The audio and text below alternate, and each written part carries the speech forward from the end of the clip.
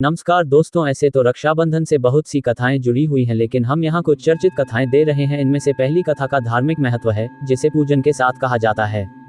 बाकी की सभी कथाएं भाई बहन के प्रेम के प्रतीक इस अनोखे त्योहार की महत्ता से संबंधित हैं। प्रथम कथा। एक बार युधिष्ठिर ने भगवान कृष्ण से पूछा, हे अच्युत, मुझे रक्षाबंधन की वह कथा सुनाइए जिससे मनुष्यों की प्रेत बाधा तथा दुख दूर होता है।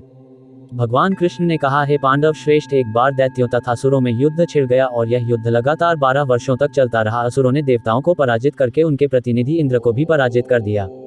ऐसी दशा में देवताओं सहित इंद्र अमरावती चले गए। उधर विजेता दैत्यराज ने तीनों लोकों को अपने वश में कर लिया। उसने राजपद से घोषित कर दिया कि इंद्रदेव सभा में न आए तथा देवता व मनुष्य यज्ञ कर्म न करें, सभी लोग मेरी पूजा करें। दैत्यराज की इस आज्ञा से यज्ञ, वेद पठन पाठन तथा उत्सव आदि समाप्त हो गए। धर्म के नाश से देवताओं का बल घटने लगा। ये देख इंद्र अपने गुरु बृहस्पति के पास गए तथा उनके चरणों में गिरकर निवेदन करने लगे, गुरुवर, ऐसी दशा में परिस्थितियां कहती हैं कि मुझे यहीं प्राण देने होंगे, न तो मैं भाग ही सकता हूं और न ही युद्ध भूमि में टिक सकता हूं, कोई उपाय बताए। बृहस्पति ने इंद्र की वेदना सुनकर उसे रक्षा विधान करने को कहा। श्रावण पूर्णिमा को प्रातःकाल निम्न मंत्र से रक्षा विधान संपन्न किया गया। यन बधो बलिराजा दानवेंद्रो महाबलः तेन त्वाम विवदनामि रक्षेमाचल माचल। इंद्राणी ने श्रावणी पूर्णिमा के पावन अवसर पर द्विजों से स्वस्तिवाचन करवाकर रक्षा का तंतु लिया और इंद्र की दाहिनी कलाई में बांधकर युद्धभूमि में लड़ने के लिए भेज दिया। रक्षाबंधन के प्रभाव से दैत्य भाग खड़े हुए और इंद्र की विजय हुई। राखी बांधने की प्रथा का सूत्रपात यहीं से होता है। रक्षाबंधन कथा 2। भारतीय इतिहास के अनुसार मुसलमान शासक भी रक्षाबंधन की धर्मभावना पर न्योछावर थे। जहांगीर ने एक राजपूत स्त्री का रक्षा सूत्र पाकर समाज को विशिष्ट आदर्श प्रदान किया। इस संदर्भ में पन्ना की राखी विशेषतः उल्लेखनीय है। एक बार राजस्थान की 2 रियासतों में गंभीर कलह चल रहा था। एक रियासत पर मुगलों ने आक्रमण कर दिया। अवसर पाकर दूसरी रियासत वाले राजपूत मुगलों का साथ देने के लिए सैन्य सज्जा कर रहे थे।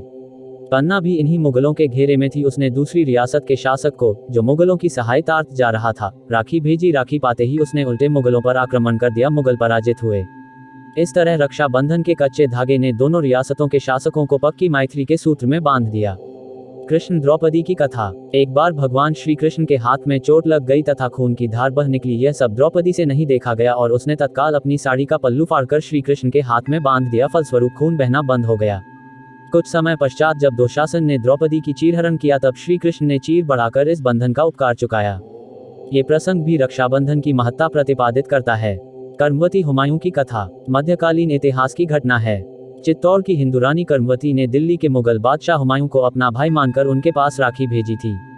हुमायूं ने रानी कर्मवती की राखी स्वीकार की और समय आने पर रानी के सम्मान की रक्षा के लिए गुजरात के बादशाह से युद्ध किया।